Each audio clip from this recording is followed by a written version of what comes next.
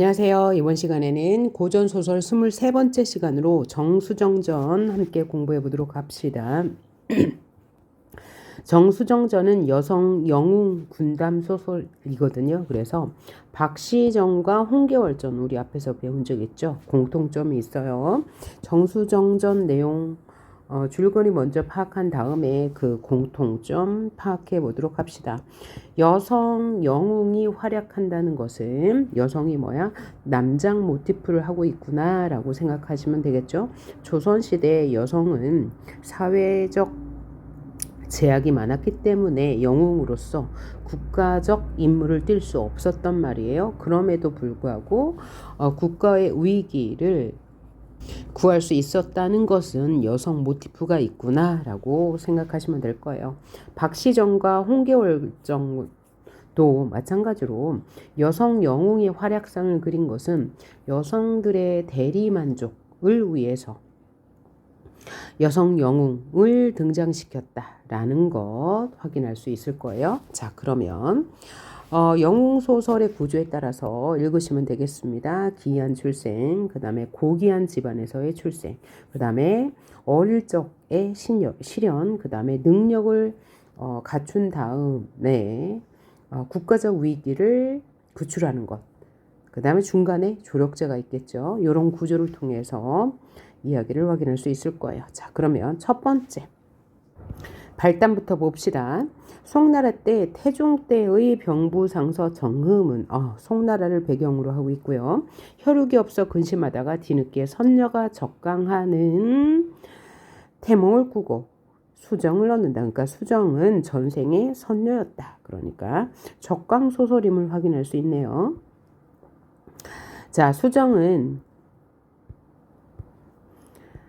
용모가 아름다우며 재질이 비범하였다. 제자가인형 인물이네요. 한편 이부상서 장우는 한편이라고 했으니까 다른 인물의 이야기죠.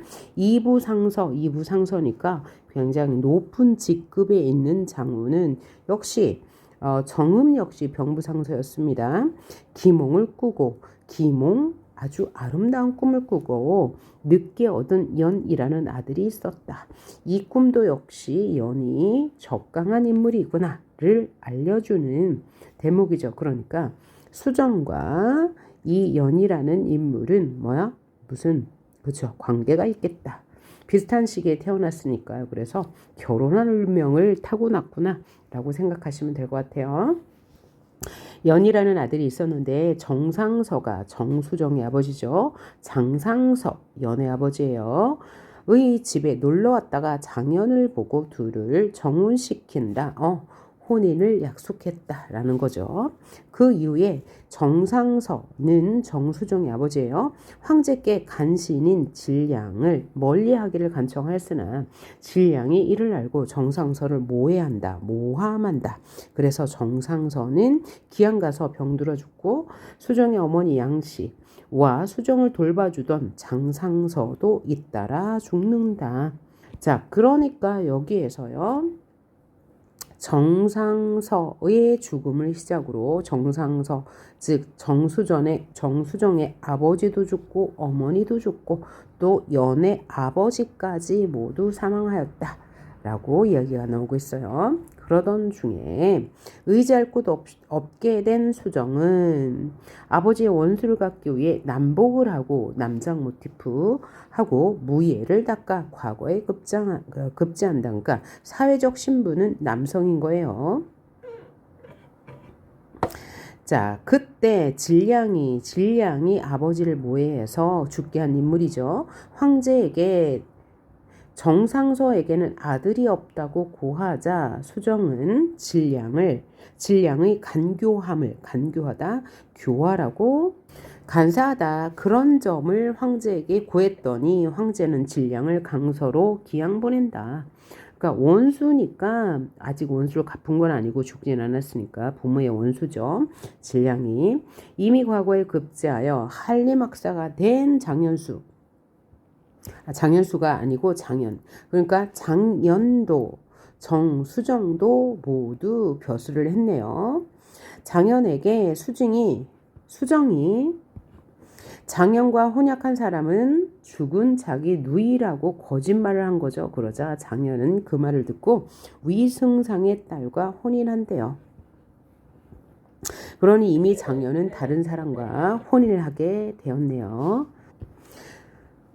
그러다가 북방 오랑캐가 침입하자 정수정이 대원수가 되고 장현이 부원수가 됐단가. 자, 정수정 여성의 능력이 더 뛰어나다고 묘사하고 있어요. 장현이 부원수가 되어 출정하여 대승을 거둔다. 이에 황제가 수정과 장현을 부마로 삼으려 한다. 부마는 뭐야? 임금의 사위로 맞으려고 하는데 문제가 있죠. 정수정은 여성이기 때문이에요. 그래서 수정은 더 이상 신분을 속일 수가 없어 표를 올려서 표는 임금에게 전하는 편지, 상소문 정도, 상소문이라고 하면 안 되고 마음을 전하는 편지 정도로 해석해야 되겠네요. 자신이 여자임을 밝히죠. 이에 황제는 수정을 청주후로 봉하고 수정과 공주를 장현과 혼인시켜 모두 화평하고 즐겁게 지낸다라고 했는데 여기서 청주후가 뭐예요? 청주를 다스리는 제후로 봉한다라는 얘기예요. 그 얘기는 뭐냐면 자, 몇 번 얘기한 적 있죠. 자, 중국은 이렇게 땅이 넓죠. 이렇게 넓은 땅을 다스리는 건 제후가 아니고 황제죠. 황제가 이 전 국토, 중국 전체를 다스리는데 이렇게 분할된 구역이 있어요. 이 구역을 다스리는 건 제후예요. 일정한 땅을 다스리는 사람, 제후. 그러니까 제후는 황제의 신하인 거죠. 이렇게 어떤 소국을 주었다. 그래서 이 제후가 되면 땡땡왕이라는 칭호를 얻습니다. 네, 황제는 수정을 청주후로 봉하고 역시 장현에게도 땡땡후를 봉합니다. 그리고 나서 수정과 공주를 장현과 혼인시킨대요. 그러니까 이 장현은 맨 처음 위승상의 딸과 결혼했죠. 그러니까 위부인이 있고 수정, 공주도 부인이고 수정, 공주 모두 부인이 됐으니까 장현은 부인이 3명이나 있다라는 뜻이죠. 모두 화평하게 지냈어요. 그러던 중에 수정이 장현에게 특히 사랑을 받는 첩 영춘의 방자함을 징계해 목을 베자 장현의 어머니 태부인이 대로하다. 크게 화를 내며 장현 또한 수정에게 냉랭하게 대한다. 자, 그래서 정수정은 청주로 돌아가요. 청주가 자신이 제후로 있는 곳이죠. 군사를 훈련시키던 수정은 후국이 다시 침략하자 대원수가 되어 적을 격파하는데 이때 군량을 수송하는 책임을 맡은 장현이 책임을 다하지 못하자 수정은 장현을 결장 10번으로 다스린다. 그래서 결장은 곤장을 친단 말이에요. 그리고 수정은 황성으로 회군하던 도중 귀양 갔던 진량의 목숨을 베어 부모의 원수를 갚는다 라고 할 때 봐요. 수정이 남편 장현과 갈등이 2번 있네요. 첫 번째 갈등은 장현의 애첩을 죽였을 때, 두 번째 그리고 나서 수정이 청주로 갔죠. 그런 다음에 호국이 침입했을 때 장현이 군법을 어겨서 결장으로 다스리는 일, 그래서 갈등이 2번 있었습니다. 그런데 호국을 무찔렀잖아요. 그래서 수정이 돌아오자 황제가 친히 마중을 나오고 태부인은 누구예요? 장현의 어머니죠. 장현의 어머니가 서찰을 보내 화해를 청하죠. 그래서 수정 부부는 다시 화목하게 자손을 낳고 살다가 75세에 동시에 체온을 타고, 체온은 구름이에요. 을 타고 승천하죠. 왜냐하면 이들은 적강한 인물이기 때문입니다. 여기까지 봤을 때 그냥 이제 영웅의 일대기에 따라서 소설이 진행되고 있는데 좀 특이한 점은 주인공 정수정이 여성인데 남장을 하고 남성 신분으로 적장에 나가 공을 세우고, 아니 전쟁에 나가 공을 세우고 제후에 봉해지고 그리고 끝내 부귀 영화를 누린다. 이런 내용은 똑같죠. 똑같은데 단지 뭐가 다르더라고요? 남장 모티프를 하고, 즉 남성 신분으로서 여성이 남성의 삶을 산다는 거. 그거는 이제 영우 소설의 구조를 따른 건데요. 자, 이렇게 정수정이 남장 모티프를 하고 국가에 공을 세웠다는 점에서 홍계월전의 이야기랑 공통점이 많습니다. 홍계월은 어릴 적에 부모를 다 여의고 승상의 이승상의 집에 들어가서 양육이 되는데 남자의 신분으로 길러져요. 그러니까 이제 물리적 생물학적 신분은 여성이나 남성의 신분으로 살게 되죠. 그래서 평국이라는 인물로 살게 되죠. 그런데 이 집안에는 보국이라는 남성이 있었어요. 그래서 둘이 같이 열심히 공부해서 장원급제 하는데 평국은 장원급제 1등이 되고 보국은 2등이 돼요. 이후에 오랑캐가 쳐들어왔을 때 평국과 보국이 같이 전장에 나아갔으나 평국이 대원수로 출전하여서 공을 세우죠. 그러던 중에 평국이 이제 아파서 황제가 보낸 어이에게 진맥을 짚다가 여성임이 드러나요. 그런데 이 황제는 신분을 속인 홍계월을 탓하지 않고 평국과 보국을 혼인시켜요. 그래서 둘이 결혼을 하는데 어떤 일이 있었죠? 보국의 애첩을 평국이 죽이는 일이 있었어요. 그 일은 여기 정수전의 이야기와 똑같죠. 그 이전에 남장 모티프를 한 것도 똑같고요. 여성의 능력이 남성보다 뛰어나더라 라는 것도 똑같고, 애첩을 죽임으로써 남편과의 갈등이 있다는 것도 똑같죠. 자, 그리고 홍계월전에서 보국인 남편과 다시 사이가 좋아진 이유는 뭐예요? 그 다음 두 번째 전쟁에 나갔을 때 평국이 보국을 구해 주었기 때문에 이제 사이가 좋아지게 됐는데, 이 소설 정수정전에서는 전쟁터에서 남편인 장현이 군법을 어겨서 그 죄를 물었으나 장현의 어머니가 화해를 청해서 사이가 좋아지게 된다는 면이 다른 점이네요. 그리고 박시정과 정수정전의 공통점 뭐예요? 남장 모티프 다 남장 모티프가 정수정전엔 있었지만 박시전에는 없었죠. 그게 차이점이고, 이 정수정전과 박시정과 홍계월전의 공통점은 여성 영웅의 활약이 돋보인다는 점인데, 박시정 같은 경우에는 갈등의 흐름이, 자, 박시정 같은 경우에는 유시백과 결혼 후에 가정에서 시련을 겪는 일이 먼저 나와요. 왜냐하면 박씨는 박색이기 때문에요. 그러나 가정에서 남편 유시백이 장원급제하도록 돕고 가정 살림을 돕죠.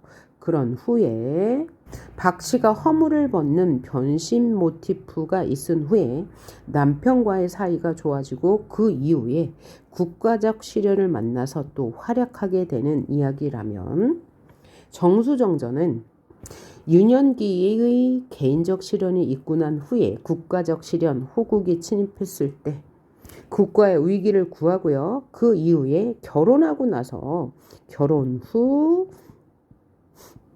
가정에서의 시련을 겪어요. 그것은 바로 남편과의 사이가 안 좋은 점. 첫 번째는 애첩을 죽인 점. 두 번째는 전장에서 부하인 장현이 군법을 어긴 점 때문에 시련을 겪다가 국가적 시련, 호국의 침입을 물리치고 장현의 어머니가 화해를 청해서 이후엔 행복하게 살았다라는 이야기로 끝난다는 점을 비교해서 읽으시면 좋겠습니다. 자, 인물 관계들을 통해서 이 소설의 내용 한 번 더 정리해 볼게요. 자, 정수정이 주인공이죠. 정후라고 붙인 것은 제후로 봉해졌다는 얘기예요. 자, 질량의 모해로 부모가 족자 복수를 위해서 남장을 하고 무예를 닦아 과거에 급제하고요. 북방 오랑캐에 대승한 후에 황자에게 여자임을 스스로 밝히고 장현과 혼인하죠. 황제의 명령에 의해서 혼인해요. 본인이 원해서 한 것은 아니죠. 그리고 장현의 첩 영춘을 죽인 후에 태부인과 장현에게 냉대를 받아요. 그래서 집을 떠나고 호국을 물리친 다음에 질량을 죽여서 부모의 원수를 갚는 내용으로 끝납니다. 장현은 남편인데 과거에 급제한 후 부원수로 출정하여서 북방 오랑캐에 함께 승리하죠. 전수정과 함께 출전하여서. 그리고 의승상의 딸과 결혼하고 정수정 공주와 차례로 혼인하게 되고요. 애첩 영춘을 죽인 일로 정수정을 냉대해서 사이가 멀어져요. 갈등을 빚죠. 호국을 물리친 정수정과 화해한 후에 화목하게 살게 되는 이야기. 그리고 둘 다 적강인물이라는 게 같지만 이들에게 특별한 시련은 없었어요. 그리고 정수정의 부모와 장현의 아버지를 죽게 한 질량이 있었죠. 그러니까 이 질량은 간신이 될 거예요. 주인공은 언제나 충신으로 그려지니까요. 주인공과 갈등하는 인물은 간신, 반동인물. 정수정의 아버지를 모해하여 죽게 했고 기양을 갖다가 정수정에 의해서 죽임을 당하게 되죠. 자, 이 작품의 특징 한 번 더 정리해 봅시다. 인물과 인물 사이의 갈등이 두드러지죠. 먼저 장현과의 갈등, 그리고 정치적 적인 질량과의 갈등, 또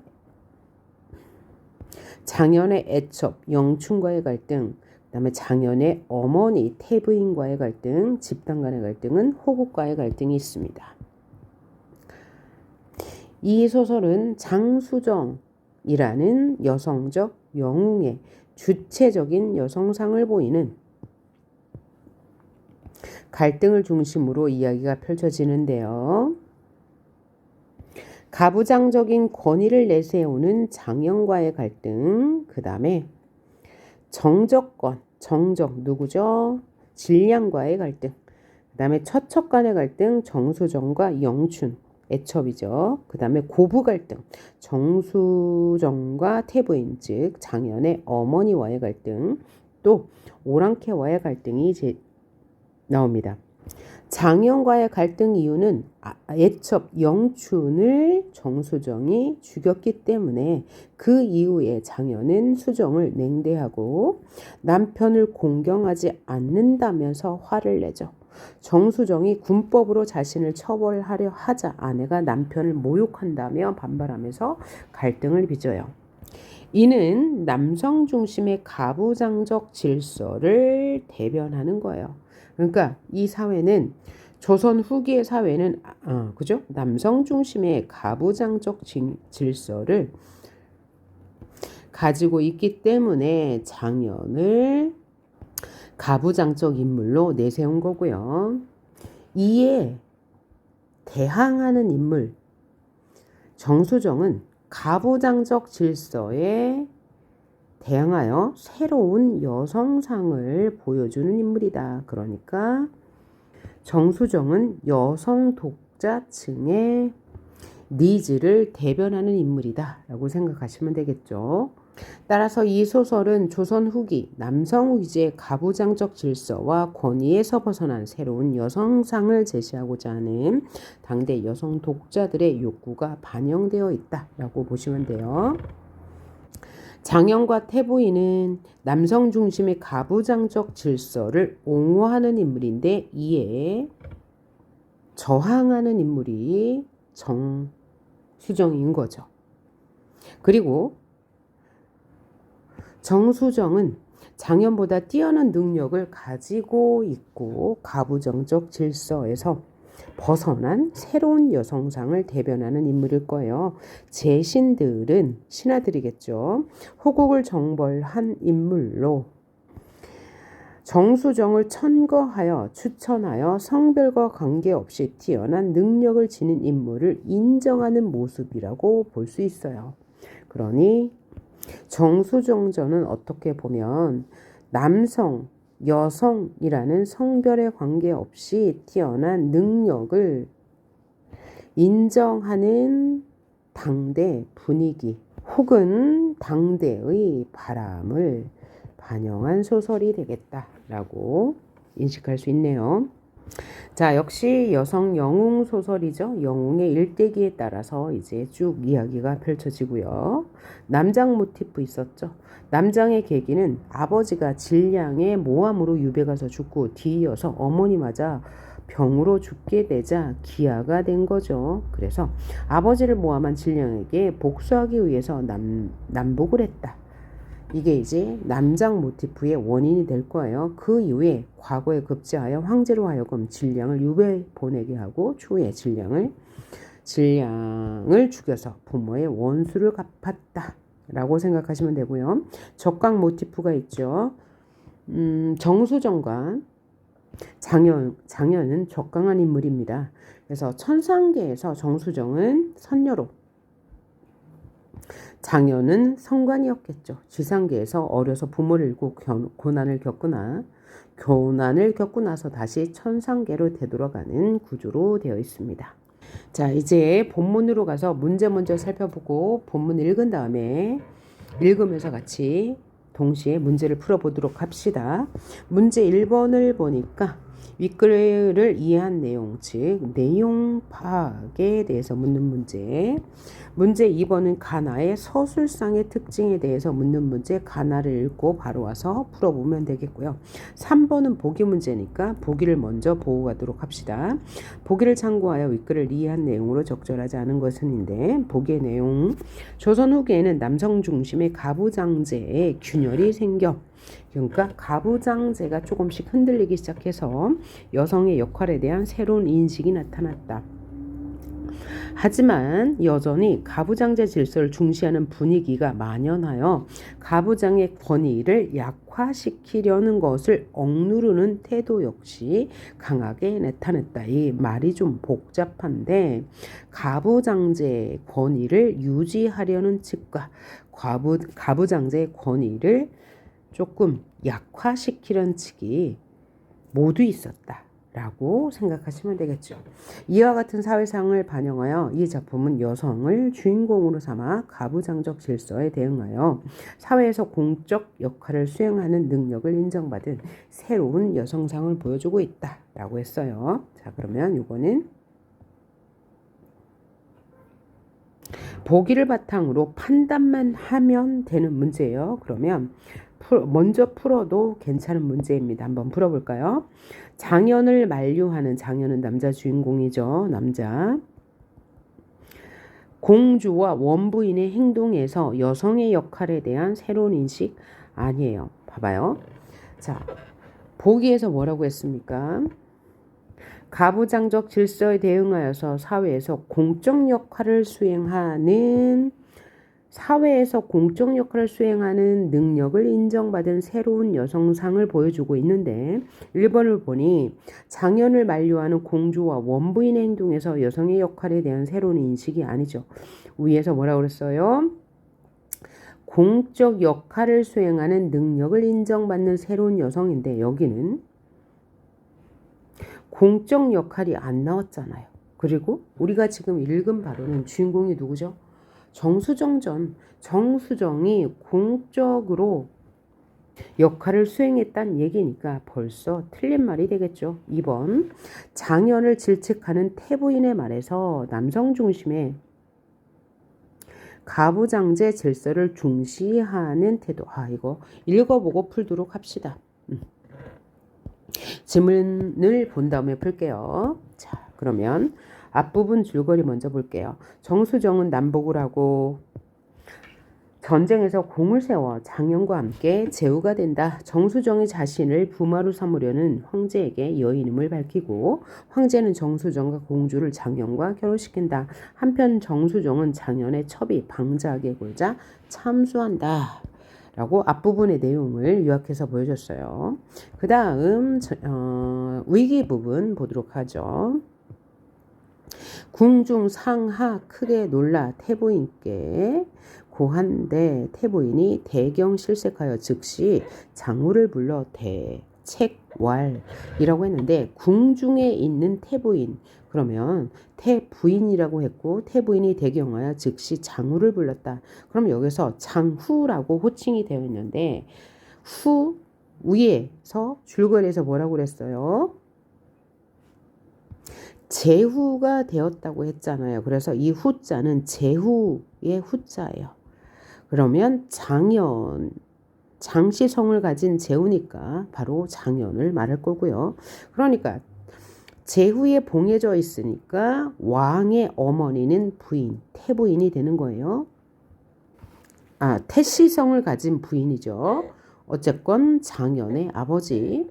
궁중상하 크게 놀라. 그러니까 궁중이라고 한 것도 여기가 제후의 국가니까 땡땡 왕이니까 왕이 머무는 곳 궁중이라고 생각하시면 될 거예요. 궁중에 있는 많은 사람들이 태부인께 놀라서 말하건대 태부인이 대경실색하여 크게 놀라서 즉시 장후 즉 자신의 아들 장연을 불러 말하기를 책은 뭐야? 책망하다라는 뜻이에요. 그래서 꾸짖기를 이렇게 생각하시면 되겠죠. 꾸짖으면서 말하기를 너의 배설이 공후에 있어. 공후는 뭐야? 제후라는 뜻이죠. 한 여자를 제어하지 못하고 너가 벼슬이 공후까지 이르렀는데 한 여자를 제어하지 못해. 누구를 제어하지 못한 거죠? 바로 정수정이죠. 정수정이 앞부분 줄거리에서 뭐라고 그랬어요? 부인으로 맞았다라고 했어요. 혼인시켰다고 그랬어요. 황제가. 제어하지 못하고 어찌 세상에 행신하리요. 그러니까 집안의 여자도 못 다스리면서 어떻게 제후의 일을 하겠느냐라고 꾸짖은 거예요. 그리고 며느리가 되어 나의 신임하는 시비를 매로써 벼라는 것도 며느리요. 여기서 며느리는 누구예요? 위에서 줄거리에서 뭐라고 했습니까? 정수정이 장년의 첩을 참수한다, 죽였다라는 뜻이거든요. 그러니까 며느리는 누구예요? 정수정이 될 거고요. 정수정이 나의 신임하는 시비를 매로써 벌하는 것도 불가 허락하지 않는데 하물며 참수지경에 이르니 그러니까 이 애첩은 장연의 애첩이었을 뿐만 아니라 태부인에게도 신임하는 시비였다는 얘기죠. 이는 남이 듣는다면 참으로 부끄러운 일이라 그러면서 책망했어요. 아들을. 그랬더니 장우가 머리를 조아리며 장우는 아마 장연이 될 거고요. 그죠? 같은 인물 다른 호칭 체크해 주시고요. 사죄하고 물러나며 이후 정후에 신임하는 시녀를 정후는 누구겠어요? 정수정이겠죠. 둘 다 제후에 봉해졌다고 했으니까요. 신임하는 시녀를 잡아내요. 무수 곤책하다 꾸짖다 꾸짖고 죽이고자 하거늘 공주와 원부인이 힘써 간하여 그치니라. 공주와 원부인은 첫 번째 부인, 공주는 두 번째 부인이죠. 힘써 간하여 그치게 하리라. 힘써 말해서 죽이지는 않게 막았다라는 얘기죠.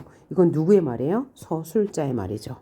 자, 서술자가 인물의 내면을 알려주는 게 아니고 뭐야? 있었던 일을 대화와 행동으로 보여주지 않고 짧게 요약해서 말했죠. 이런 걸 뭐라고 그래요? 서술자의 요약 혹은 요약적 제시의 줄거리를 짧게 말해주는 거라고도 하고요. 텔링 기법이라고도 하죠. 이것은 고전소설에서 흔히 드러나는 일이고요. 3인칭 전지적 작가 시점에서 주로 드러나는 내용 전개 방식인 거죠. 이렇게 사건을 요약해서 제시하면 이야기 속도가 빨라져요, 느려져요? 속도가 빨라지죠. 자, 대화와 행동으로 보여주면 이야기 전개 속도가 느릴 수밖에 없을 거예요. 그런데 이렇게 지난 일을 몇 줄에 이렇게 전달해 주니까 이야기 속도는 당연히 빠를 거예요. 이후로부터 장우가 정우를 마뜩잖게 여겨서, 장후는 장유를 말하고 정후는 정수정을 말하겠죠. 마뜩잖게, 마음에 들지 않게 여겨서 조석정성의 만남에 외대함이 많은지라. 조석정성은 뭐냐면 아침 저녁으로 부모에게 문안드리는 일이죠. 그리고 외대하다는 뭐예요? 서로 무시하다, 홀대하다라는 뜻이요. 그러니까 서로 만나도 무시하며 지냈다라고 이야기해요. 그래서 정수정이 마음에 극히 불쾌하면서도 장후의 냉담함은 거리끼지 않았다라는 것은 뭐예요? 장후가 냉담하게 하든 말든 별로 신경 쓰지 않았다라는 얘기죠. 신경 쓰지 않았다. 별로 마음에 들지 않았다. 마음에 두지 않았다. 일일은 중당에서 장후를 대하면서 말하기를. 그러면 누가 말한 거죠? 정수정이 말한 거예요. 정수정이 이렇게 말했네요.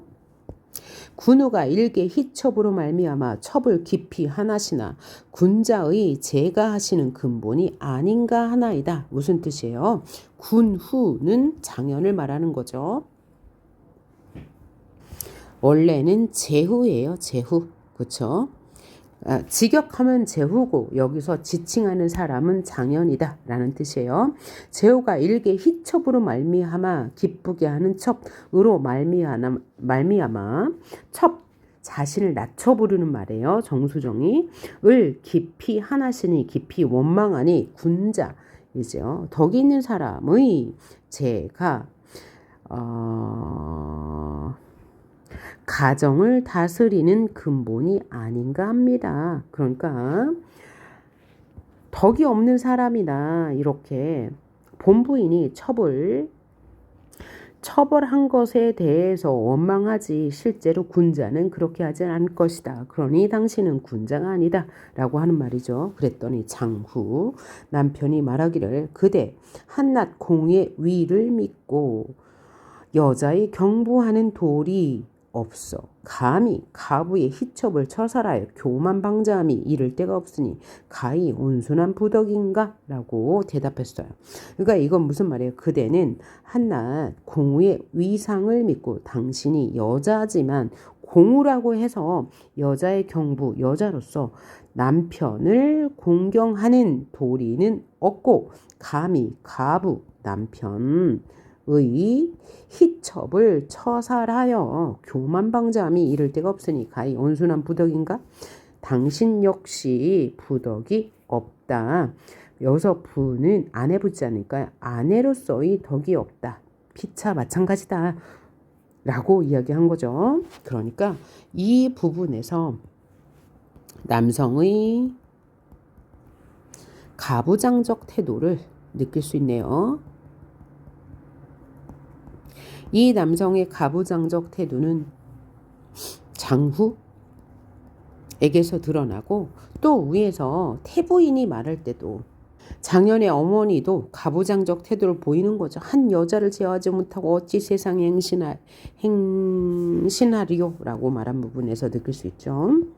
그러면서 정수정 제후가 분해하며 함누하면서 말하길 루가 눈물이에요. 눈물을 머금고 말하기를 내 일찍 이 같음이 본데 부모 유교를 저버리지 못하며 다시 황은을 받들음으로써 옛 약속을 지키기 위하여 부부가 되었으나 어찌 녹록한 아녀자의 소임을 기꺼이 하오리요 라고 말했어요.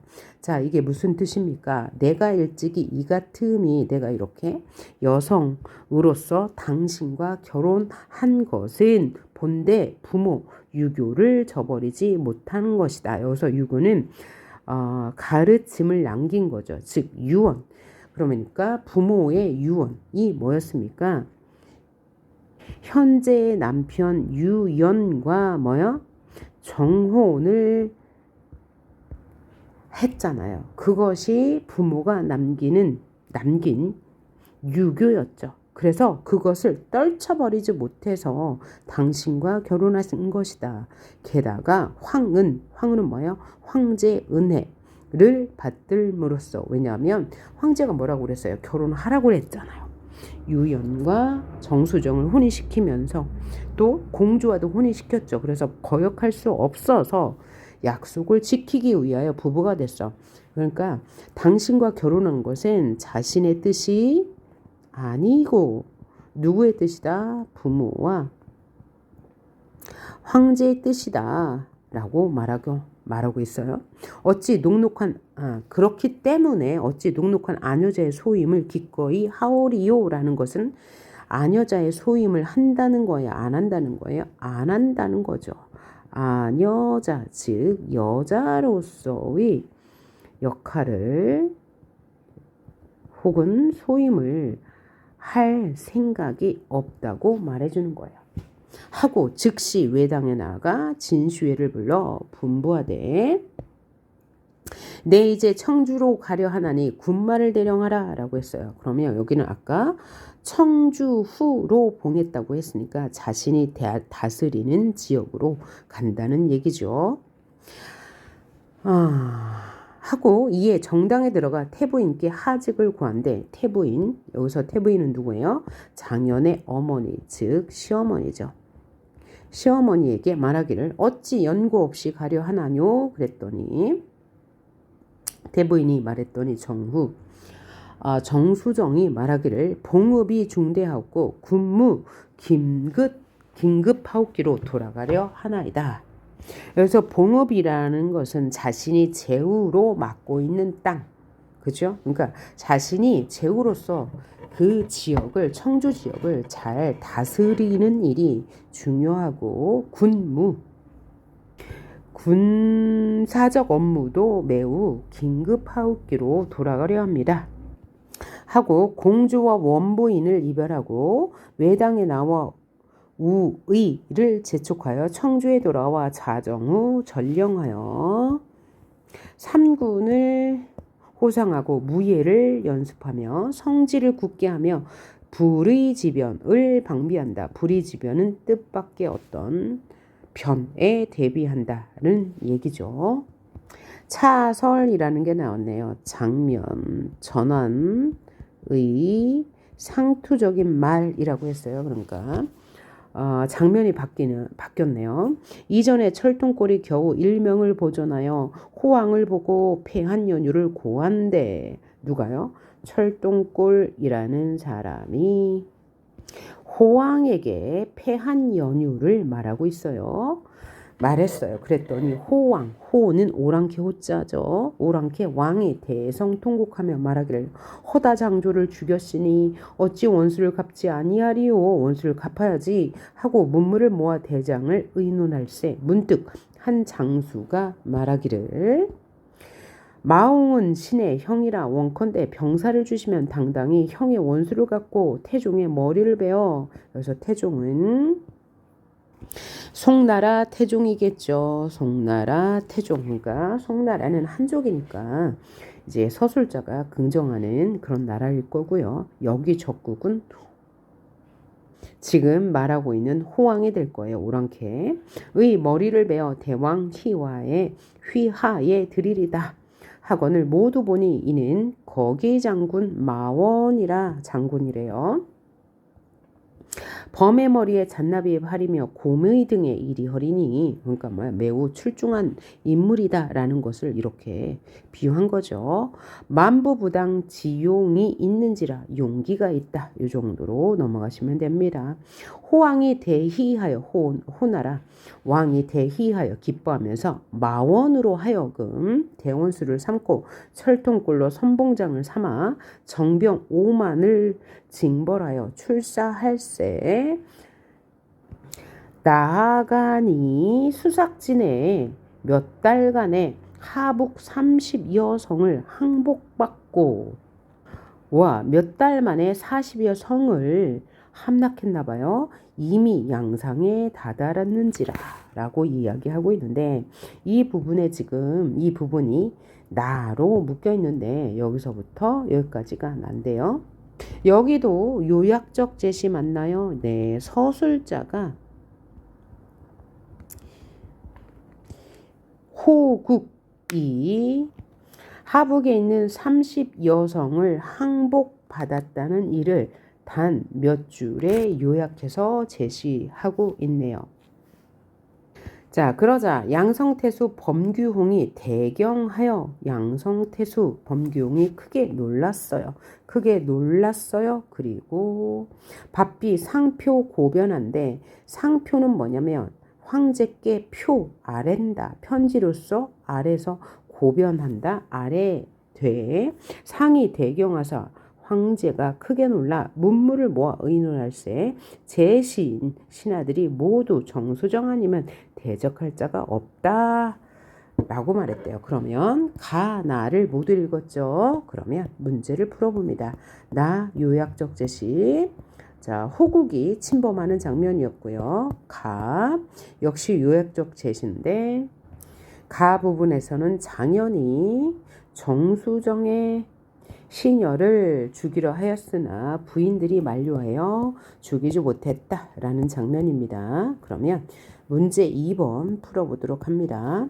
가나의 서술상의 특징으로 적절한 것은 선지 1번 가와 달리 나는 서술자가 사건의 의미를 재해석하고 있다라고 했는데 둘 다 서술자의 개입은 맞지만 재해석하지는 않았어요. 둘 다요. 그냥 있었던 일을 요약해서 제시하고 있습니다. 나와 달리 가만 봅시다. 상이한 공간을 병치하여 공간 병치가 없었죠. 특정 공간을 배경으로 하고 있는 거 맞고요. 그 다음에 긴박감을 주고 있지도 않습니다. 가와나 모두. 또 가와나는 모두 사건의 순서를 역전시켜. 자, 고전소설에서는 사건 순서를 역전시키는 역순행적 구성이 절대 없다고 했고요. 가와나는 모두 상황을 과장하여 인물 간의 대립. 과장이 나타나나요? 없죠. 과장하는 거 없고요. 가와나는 모두 요약적 진술을 통해 맞고요. 사건의 전개 속도를 높여요. 요약적 진술이 나타나면 당연히 결과적으로 사건 전개 속도가 빨라집니다. 얘가 맞는 말. 나머지 부분 읽고 문제 풀어보도록 할게요. 이렇게 호국이 하북에 30여 성을 함락하자 송나라 태종은 깜짝 놀랐죠. 즉 황제가 놀랐어요. 그러자 제신들이 모두 정수정을 추천했습니다. 그랬더니 황제가 말하기를 전일에는 정수정이 남장한 줄 모르고 전장에 보냈거니와 이미 여자인 줄 아는데 어찌 만리 전진에 보낼 수 있습니까? 라고 했더니 제신 신하들이 말하기를 차인이 비록 여자이나 차이는 뭐야? 위에 사람. 그 사람이 비록 여자이나 하늘이 각별 폐하를 위하여 내신 사람이오니 폐하는 염려 마소서 하늘이 도와줄 거예요. 하거늘 황제가 마지못하여 사관을 청주에 보내. 사관은 이제 그 소식을 전하는 인물이겠죠. 정후를 명초하신데 불러들이신데 정후가 대경하여 즉시 사관을 따라 황제가 있는 성에 이르러 입걸 숙사하니 인사드리니 상이 반기시며 황제가 반기시며 말하기를 이제 국군이 불행하여 북적이 다시 일어나. 북적은 오랑캐요. 여차 하였다 하니 가장 위급한지라 만조가 경을 청거하니. 그죠? 이 모든 신하들이 누굴 말해요? 장수정을 말하죠. 정수정을 말하죠. 추천하니 짐이 차마 경을 전장에 보내지 못하여 의논함이니 경의 소견이 어떠하뇨. 이렇게 신하들이 정수정을 추천했는데 내가 어떻게 해야 될지 모르겠다.